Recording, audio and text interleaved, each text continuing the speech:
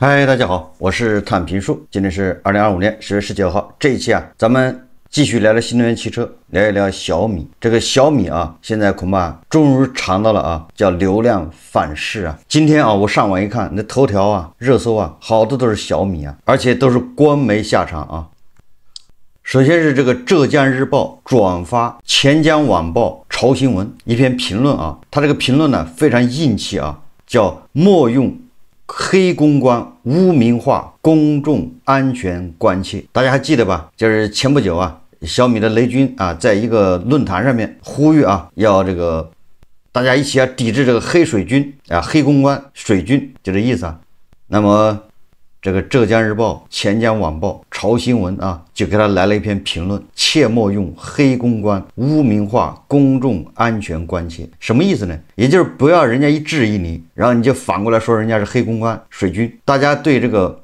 尤其是安全的关切，对吧？这个汽车就涉及到安全。那这个文章新华网很多媒体都在转发。如果再联系到前一阵子那个经济观察报是连发几篇重文经济观察报叫小米之祸，那祸字打了一个双引号说小米登上神坛又从神坛跌落的历程，意味着其站在了一个十字路口。这不仅是对小米的警示，更是对中国产业升级的警示。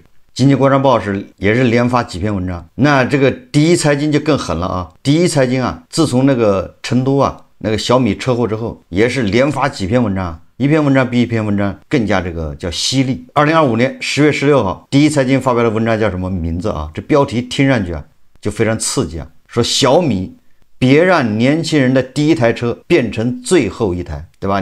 咱们一直说小米你的消费群体是谁这个毋庸置疑，对吧？小米的这个汽车用户它更加年轻化，也就是年轻人更多。那么年轻人买了你的车，最后因为安全事故，最后这些年轻人都变成了最后一台车，图什么呢？这个文章我就不介绍了他说速度不仅仅是一样参数，而是一种信仰。一家大的车企董事长告诉我，智能电动汽车其实就是一个大号的手机加4个轮子。我们在产品定义的第一条就是颜值是王道。还有很多其他的媒体铺天盖地的都在报道小米。这个不能不说小米现在是被流量反噬如果你现在在那个社交媒体上，你只要搜小米这俩字，后面跟出来的恐怕都是这种小米跌下神坛，什么小米这个安全性，对吧？反正后面跟的都不是好词儿。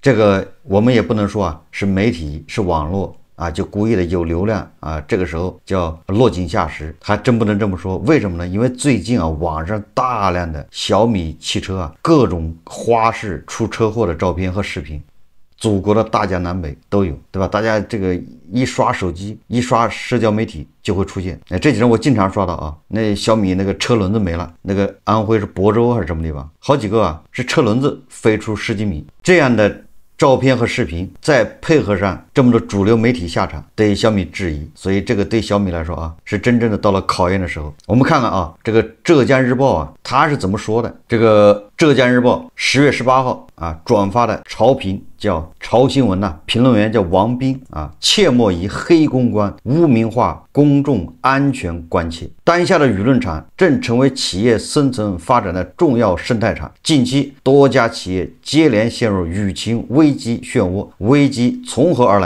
企业又应当如何应对？这已成为一道绕不开的公共议题。此前说罗永浩发微博吐槽西贝全是预制菜，西贝创始人贾国龙则公开表示罗永浩是网络黑嘴，是网络黑社会，太坏了。最近一辆汽车在成都天府大道发生致死交通事故，救援时车门无法打开，引发舆论关注。事故发生至今，厂商未对此事做任何公开回应，但在10月16日一场公开演讲的最后，该企业负责人没有回应公众关切，却呼吁业界共同抵制网络水军、黑公关等网络现象。网络黑贼、黑公关危害甚大，当然该打，但是在公众没有得到相关企业对重要安全问题给出清晰有力回复的情况下，首先听到的却是打击黑公关的呼吁，这情形难免有些怪异。更值得提醒的是，企业在遇到安全隐患和质疑时，要注意避免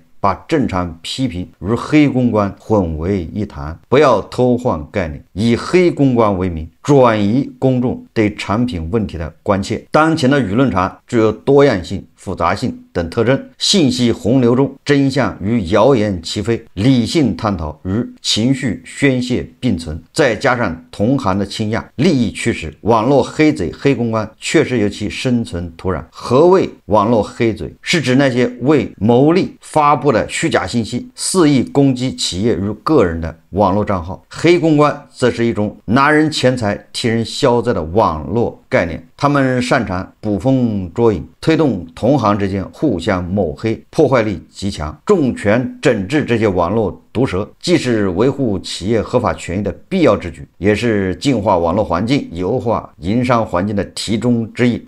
他这前面当然讲了啊，这个黑公关、黑嘴，那当然是不利于行业发展的。这些实际上黑公关、黑嘴实际上是涉嫌违法，这不是抵制的事，他们已经犯法了。然而啊，这文章啊说啊，在最坚决反对网络黑贼、黑公关的同时，企业也需要警惕另一种错误倾向，将所有的舆论质疑都简单归咎于网络黑嘴，是黑公关，是以受害者心态回避真实问题，对公众合理关切采取鸵鸟策略。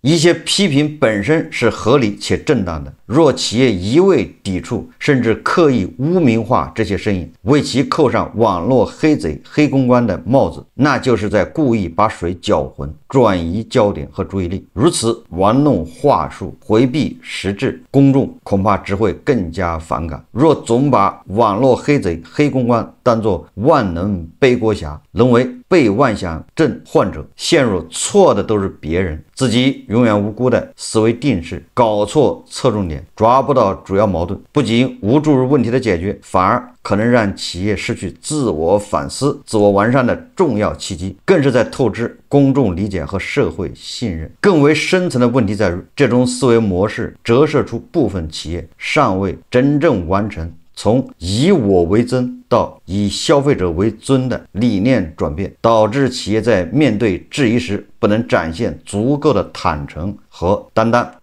网络黑嘴当闭嘴，但企业对社会的合理关切则不能闭嘴。汽车遭遇事故后，车门不能及时打开，导致人员死亡，已经不止一两起。公众所期待的远不止于一份门把手是否故障的技术说明，更在于企业是否真正把用户安全置于首位，是否展现出改进技术与履行责任的诚意与决心。回避这些问题只会不断加剧公众的疑虑与不安，因为生命权大于一切，安全底线不容模糊。事实上，没有人苛求企业永远不犯错，但公众完全有理由期待企业能够直面问题，勇于纠错，持续进步。这个就是这个潮新闻的评论，当然后面还有咱就不介绍，主要介绍这个。我觉得这个说的非常客观公正吧，就是你企业不能，对吧，把一切质疑都当作黑贼、水军、黑公关，对吧？我在节目一直强调，对吧？小米做手机的时候很少评价的，我也不在乎，他爱怎么吹怎么吹，爱怎么营销怎么营销，反正我不买。对，我也喜欢，我也买，对吧？我也买了，应该是5部吧，小米手机，我一买就买了5部，跟胡一静老师一样一出手就5件 Polo 衫，我是一出手就是5部小米手机。他就是性价比不好，或者是他就是有些问题，我也不在乎。但是汽车不一样呢，对吧？汽车的首先基本的是安全，对吧？不光涉及到驾驶员的安全，还涉及到乘客的安全，更涉及路人的安全、公共安全。这玩意儿能开玩笑吗？对吧？他妨碍到别人了，妨碍到路人的安全了。所以我们理应要关注，那不能把这种质疑都当作这黑公关、网络水军。作为小米对吧？他要如果想造好车的话，他就应该正面，对吧？积极的面对这些质疑，拿出诚意当然了，我说这个黑嘴，对吧？是什么呢？你拿了别的车企的钱在这儿挑事，对吧？这是犯法，这是第一个。第二个，有一些不拿钱的，他纯粹黑嘴。什么叫黑嘴呢？他就是跑到人直播间去谩骂，对吧？比如说有人买了小米汽车，他骂这个车主，然后这个直播间里面他去骂，这种叫暴民，这叫网络暴民所以我们说的是，就是你质疑，对吧？你有问题讲问题，你指出这个车有什么问题，对吧？你指出它的营销有什么问题？哎，我觉得这个都不能叫黑嘴黑公关。一，你没拿钱，对吧？你是作为一个公众，我对公众安全关注关切。而小米的应对什么呢？你看小米那个好像公关部吧，还是法律部，马上发了一个那个公告啊，哎，说他已经收集了多少证据了，准备起诉多少人。所以网友就说你这个企业，对吧？你最强大的不是研发部门，你最强大的是法务，研发300人，法务3000人，对吧？说明大家对你这个车企啊意见非常大，那动不动就是要起诉人家，对吧？不分青红皂白的。我们再看一下啊，这个小米汽车啊，最近遇到问题啊，这个胡锡进老师跳出来啊，也开始评论了。这胡锡进老师啊，还是有选择的评论啊。他2个老铁啊，人脑子打成狗脑子，对吧？同时操戈啊，他的巴铁和他的阿铁打的已经互不认识了。胡锡进老师当做没看见啊，坚决不评论。哎，小米汽车这个他来评论了。胡锡进说啊，他说他是10月19号13点，就是刚评论的啊。他说，在西贝事件之后啊，又出了小米用黑公关、网络水军这样的标签反呛网络批评和质疑的事件，至少舆论的印象是这样。在小米苏7发生新事故的敏感时刻，雷军在一次公开演讲中使用上述激烈词汇，带动了公众对小米反呛网络批评和质疑的联想。这无论小米的真实态度是什么，雷军说黑公关、网络水军是早就准备好的一般性陈述，还是有当前事件的针对性，这一次舆论产生了小米傲慢的印象，责任应当说在小米自身。说实话，说小米作为公关很成熟的大公司，有上述表现，让我本人挺惊讶。这胡金老师有所误解啊，小米公关很成熟，指的是在手机这一块，造车他毕竟是新手，对吧？在造车这个的公关应对，那还是有所欠妥啊。我们说小米优秀，我不否认啊，小米优秀，那通常指的是造手机，对吧？优秀，小米的手机那也在全世界排第3、第4，或者反正排前几名吧，那也是很不容易啊。但是造车是造车，对吧？我们要严格把它区分开。胡鑫老师说啊，他说小米是家优秀的公司，营销非常成功，但如果说他只重营销不重技术，我不同意，那样的销售成功是完全不可能的。但是反复出事故，汽车在发生激烈碰撞的情况下爆燃，而且车门打不开，这当中很可能存在技术上的某个问题和缺陷，至少公众这种怀疑在逻辑上是合理的。我认为小米应当谦逊对待公众的质疑性反应，行业里可能的确存在黑公关的问题，但在舆论这波担心和质疑中，黑公关显然不是主导性因素。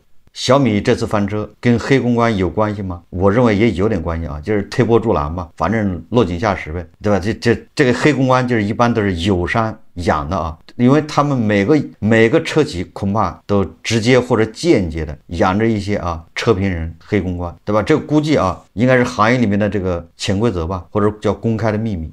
前2天好像这个罗永浩不发了个微博吗？那微博我也懒得查了啊，就什么意思呢？就是那个微博的那个 UP 主啊，他大概说了一个说我早上要吃个啥，然后呢我要吃个西贝，完了我也不是喜欢吃西贝啊，但是我也不喜欢西贝这个什么老贾这个老登，大概这意思吧。但是我吃西贝纯粹就是因为我讨厌罗永浩，一下把罗永浩惹毛了，罗永浩就把这个微博转发了，上面评论什么呢？转发的评论说我来查，他说你是哪家车商养的车评人，我来给这家车挑毛病，一下这个 UP 主吓得赶紧把他微博给删了。这个说明什么呢？罗永浩就说你这些车评人实际上是某个厂商养着的，对吧？你哪个厂商养的我先查一下，查到这个厂商，我给你东家挑点毛病，对吧？我就像胡锡进老师一样，不是什么汽车的评论人，对吧？汽车纯粹是外行，对吧？但是咱们关心安全，对吧？你说汽车性能这玩意，那肯定是两眼一抹黑啊，对吧？你说汽车的结构，其实这些那些，那都不是你的专业。胡鑫说他说希望小米更有胸怀的对待舆论的多元性。小米粉丝群大，但越是受欢迎，越要面对公众时保持谦卑，切不可把粉丝的巨大规模当成压制多元反应的资本。实际上我理解了这个米粉越疯狂，实际上对小米汽车这个品牌越不利。这个大家也仔细去想啊，因为小米汽车给大家的感觉是越来越，如果不安全的话啊，它给公众啊造成一种不安全的形象，那么大家就天然会反感这种汽车。因为你在大路上，你在大街上，或者你开车，你都见这个车，你得让着远一点，对吧？离得远，你不知道它什么时候它会飙起来，甚至你也不知道它什么时候从对向车道，对吧，飞过来。这谁受得了啊？也就是说，公众一旦有了这种意识的时候，他一定对这个车反感，越反感，而那些米粉，对吧？他就越维护。实际上，有的时候就开始情绪就来了，上头了，开始话赶话，互怼，到最后谩骂，到最后人身攻击，对吧？所以这个网上啊，有很多人开始攻击小米，也很厉害。那纯粹都是这种被挑起来的。胡信说啊，他说老胡本人就是米粉之一，我非常钦佩小米和雷军开拓市场的勇气。胡锡进是米粉之一，我不知道他是怎么个米粉，他是买了小米手机还是买了小米汽车？胡锡进老师要开小米汽车也不太像，对吧？毕竟是老登了，对吧？那车不是为你造的啊，也就是人家没把胡锡进老师当做他的汽车的用户，你不够年轻啊，人家对吧？追求的是速度，追求的是就外形要酷，关键人家价格对吧？人家打的是中高端汽车是吧？你胡锡进老师都是一买5件 polo 衫的，吃拉面上面加个鸡蛋的，你显然啊不是人家的这个目标用户啊。胡锡进老师说啊，小米有全球手机第3销售量的骄人成绩，造车1年半以来卖出40万辆，这些都很了不起。恰恰问题就在胡锡进老师说的这里面，你千万不要把你造手机的成绩掩盖你造车的不足，这是两码事，对吧？你千万不要混为一谈。你手机造得好，你车就能造得好吗？就像我体育好，那我数学就好吗？这是两码事啊！我体育全校第一，和着我数学成绩肯定会好，差不了啊。或者说吧，对吧？我这个铅球成绩好，那你这个100米短跑成绩就好吗？不一定啊，对吧？或者你说你马拉松成绩就好，所以讨论问题也不能混淆。然后第二个啊，他说造车1年半以来卖出40万辆，恰恰是他，对吧？产品或许存在某些瑕疵或者安全性问题，那么在这种情况下，他车卖的越多，他的口碑越差。因为你想啊，你就是1/1000的概率，对吧？有些极端的这个情况你没考虑到，设计上的瑕疵，对吧？或者什么的，那你1/1000的可能已经很低了。你40万辆，那你就有40辆会出这种问题。40辆，现在网络时代，对吧？你40辆一出，人家拍照片，对吧？互联网这个社交媒体上一发，全都知道了，对吧？所以说这叫流量的反噬嘛，这成也是网络，败也是网络，对吧？这个网络它是个放大器，助涨助跌啊。如果你说你一共就卖了40辆，你发现还挺好的。我们现在啊，反正没听说过这个恒大汽车出啥事故，对吧？恒大汽车不也卖了好几百辆吗？1000辆吧，应该都在路上跑吧？反正没听说过恒大汽车，对吧？出什么交通事故？那难道说恒大汽车就比小米汽车质量好吗？这不一定吧。所以说啊，你反而你要车有问题的话，你卖的越多，对吧？出事故的就越多。胡鑫老师说啊，他说再优秀的公司也会有问题和缺陷，需要正视他们。对公众的批评和要求总体上不能轻易做他们是恶意的定性。我觉得胡鑫老师这个说的对，对吧？你不要把所有的批评啊都说人家是恶意的，只有造谣是恶意的。说你那个车的吧，它是造谣，说你那个车啊轮胎以次充好，对吧？说你这个轮毂什么以次充好等等，这种没有根据的造谣，那叫黑嘴。胡鑫说啊，他说我愿意相信，以雷军团队长期磨练的市场敏锐度，他们能够察觉出自己在这波应对中出现了偏差，并会及时做出调整。他说我希望并且相信当前的争议能够很快化解，它不会对小米形成长久性冲击。实际上啊，无论是浙江日报评论还是胡锡进老师的评论，他们都并没有直击小米的问题。虽然我们给浙江日报啊鼓掌，说作为主流媒体站出来，切莫用黑公关污名化公众安全关切，但是他这个整篇文章里面都没有提这个名字，这说明什么？主流媒体，对吧？也胆怯啊，也服了有些公司的这个法务啊，他害怕引祸上身呢。而胡锡进老师呢，他虽然提了小米，那全部是爱之深，对吧？切也不责，责之也不切啊，是吧？胡锡进老师还是这种小骂大帮忙，也没骂，对吧？只是指出，但是主要还是为小米开脱。所以我认为这个小米是被流量反噬，成也是营销，败也是营销。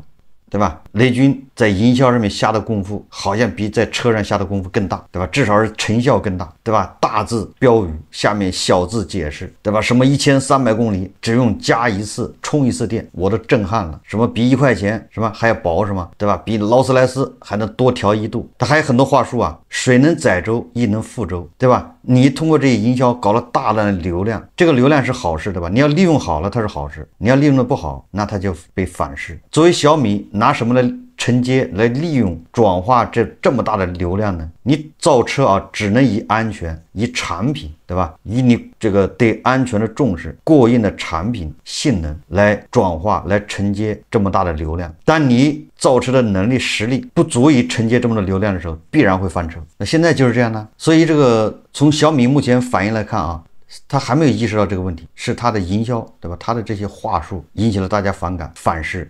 他现在反而说是黑公关黑嘴，也就是说还没有从自身去找原因，对吧？然后网上还是发动他的法务，准备要跟这些网友也对着干。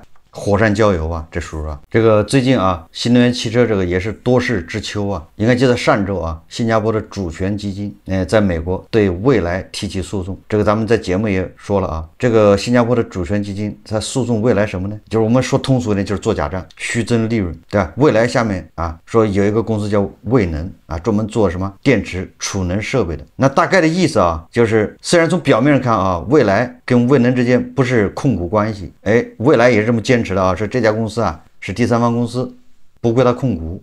但是这个新加坡主权基金认为这家公司无论从业务啊，从他的客户，从他集中度等等，它就是你蔚来控股的。为什么为这个发生争执呢？为这个发生争执，就是如果这个蔚能这家公司啊是蔚来控股的，那么他们就必须要合并报表。